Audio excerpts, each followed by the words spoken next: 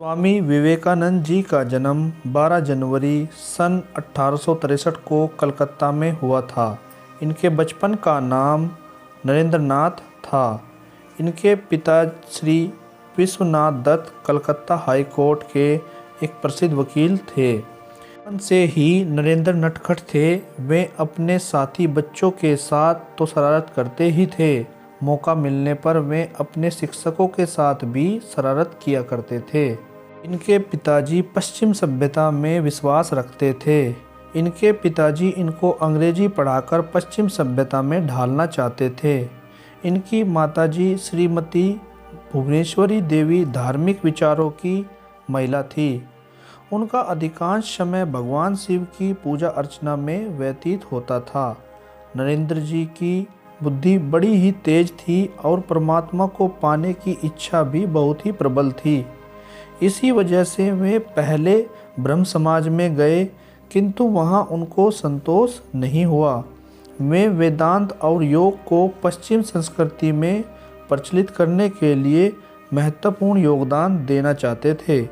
कुछ समय पश्चात उनके पिताजी की मृत्यु हो गई।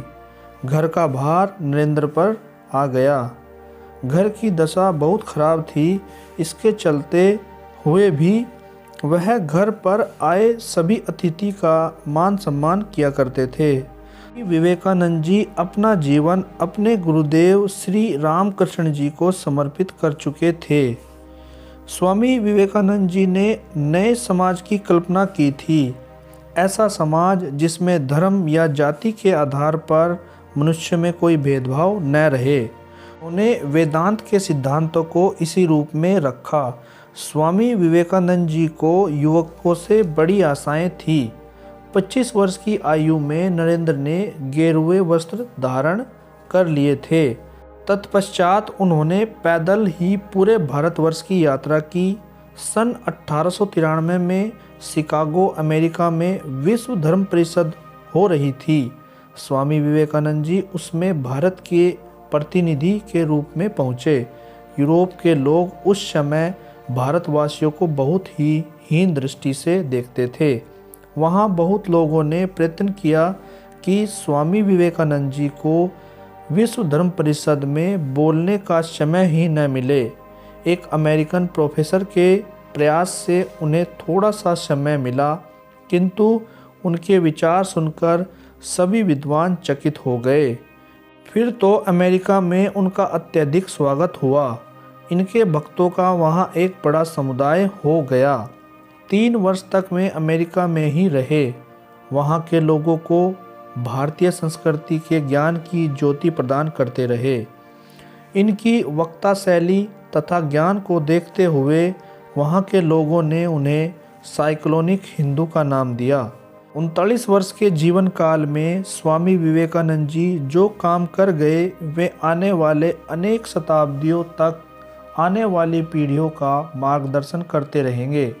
गुरु रविंद्रनाथ टैगोर ने एक बार कहा था, यदि आप भारत को जानना चाहते हैं तो स्वामी विवेकानंद जी के बारे में पढ़िए। उनके बारे में आप सब कुछ पॉजिटिव ही पाएंगे। रोमारोला ने उनके बारे में कहा था, उनके द्वितीय होने की कल्पना करना ही असंभव है। वे जहाँ भी गए हमेशा सर्वप्रथम हुए। वे केवल संत ही नहीं, एक महान देशभक्त, वक्ता, विचारक, लेखक तथा मानव प्रेमी भी थे। अमेरिका से लौटकर उन्होंने देशवासियों को आह्वान करते हुए कहा था, नया भारत निकल पड़े। गांधी जी को आज़ादी की लड़ाई में जो जन समर्थन मिला वह स्वामी विवेकानंद जी के आह्वान का ही फल था। आदिकाल से लेकर आज तक मनुष्य के लिए जीवन के सर्वोच्च आदर्श एवं मुक्ति का द्वार खुला हुआ है। स्वामी विवेकानंद जी का कथन, उठो जागो, स्वयं जागकर औरों को जगाओ, नर जन्म को सफल करो, तब तक रुको नहीं जब तक लक्ष्य प्राप्त न हो जाए।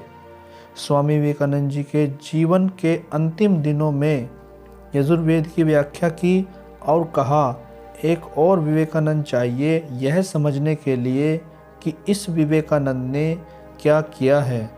स्वामी विवेकानंद जी 4 जुलाई सन 1902 को बेलूर में रामकृष्ण मठ में ध्यानमग्न अवस्था में दिव्य ज्योति में लीन हो गए। उनके शिष्यों ने उनकी याद में वहाँ एक मंदिर बनवाया तथा पूरे विश्व में स्वामी विवेकानंद जी तथा गुरु रामकृष्ण जी के संदेशों के प्रचार के लिए 130 से अधिक केंद्रों की स्थापना की गई। स्वामी जी का प्रसिद्ध कथन, दरिद्र देवो भवै, अज्ञानी देवो भवै, मूर्ख देवो भवै।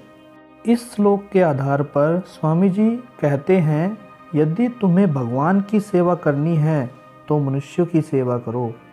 भगवान ही रोगी मनुष्य दरिद्र पुरुष के रूप में हमारे सामने खड़ा है। वह नर के वेश में नारायण है। धन्यवाद दोस्तों। यह कहानी अच्छी लगी हो तो प्लीज़ मेरे चैनल को सब्सक्राइब कीजिए।